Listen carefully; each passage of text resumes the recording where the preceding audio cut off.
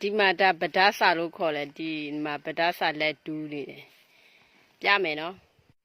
ဟုတ်မှာဗဒါစာတူးနေတယ်ဟိုမှာဗဒါစာပွေးတယ်အများကြီးအဲ့လိုတူးရတယ်ဗဒါစာဒါစားဖို့ပေါ့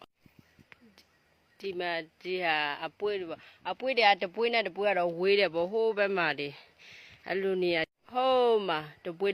ဝေးလို့ဟိုကတေးပဲမြင်ရတယ်ဟိုမှာ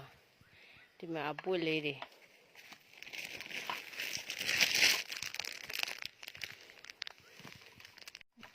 ဒီဟာဆိုကမိုးကျင်နဲ့ချက်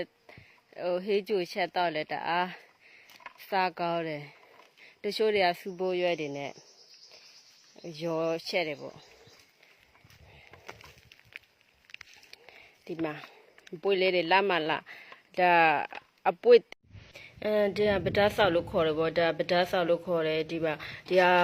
တအားရောင်းကောက်တာသူများတွေတအားလာမေးကြတယ်ဒီကပွဲစားတွေကြလဲဒီဟာကိုတစ်စီးကို300ပေးတယ်ပေါ့နော်300ပေးတယ်အရန်လဲရောင်းကောက်တယ်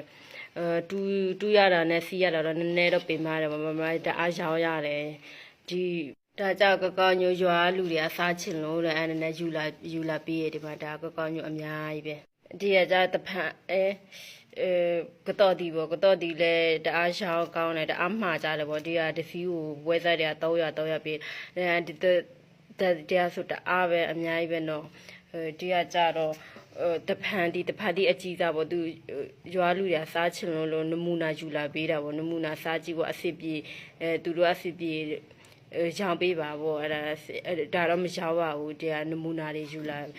ပေးတာပေါ့နော်ဒါတဖန်ဒီဒါကတော့ဒီဒါမှာဒါပဒါစာ